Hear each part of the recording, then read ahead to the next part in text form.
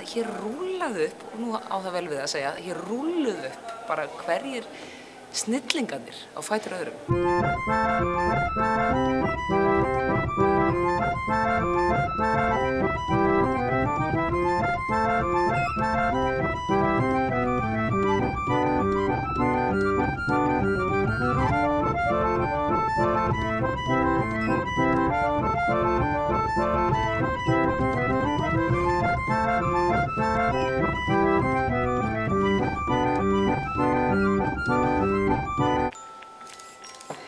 Það gæti alveg svolítið óþægilegt. Þetta reyndar alveg típist fyrir fólk í hjólastól. Það tekur aldrei tillit til okkar hinna. Ég hef náttúrulega heyrt að það sé ljótt að horfa á fatlaða. En það akkurat það sem hjólastólsveitin vill. Hún vill að það sé horft á okkur og að það sé borgað fyrir það. Og já, kærustu, hún ekki falluð. Nei, hún finsk. En sko, kona mín líka eina kona sem ég veit sem höld á báðum fótum. Svakalega skrítið, sko. Frábært að hljóðkerfið það bara svona kveiknar á því og svo slöknar bara. Eins og gamall víbrátor. Af hverju veit ég það? Ekki byrjum á því. Við öryggjættum höfum ekkert betra að gera en að skoða víbrátora. Sko það fer þannig framleiðu komum við í gegnum öryggisliðið.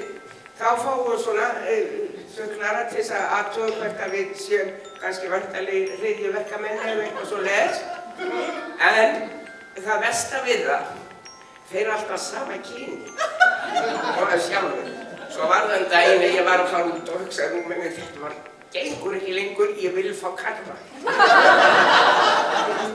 Ég með lyklana mína, ég með síma minn, ég með peningaveskið. Og svo fatta ég það. Strákurinn. Það kemur nefnilega fyrir að ég gleym honum í ýmsum stofnunum og verslunum. Hann orðinn eins og við kallum góðkunningi lögreglunar. Hann fer bara með þeim og fær heitt kakó og matakeks og er bara sáttur, sko. Þetta allt í lagi. Alltaf að kvælt yfir verkjum, hingað og þangað líka. Mest þó í fótunum getur verið ágætt þar á milli. Er þetta alltaf jafn sniðugt?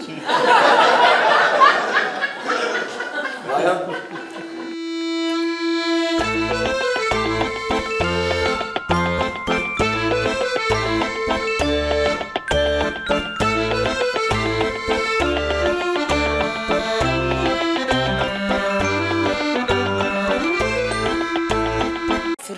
Hvað þau eru brilljant, því það voru hérna strax uppistandar sem ég vil bara taka beint með mér í sko professional, veist, bara uppistand með mér, veist, eftir áramótin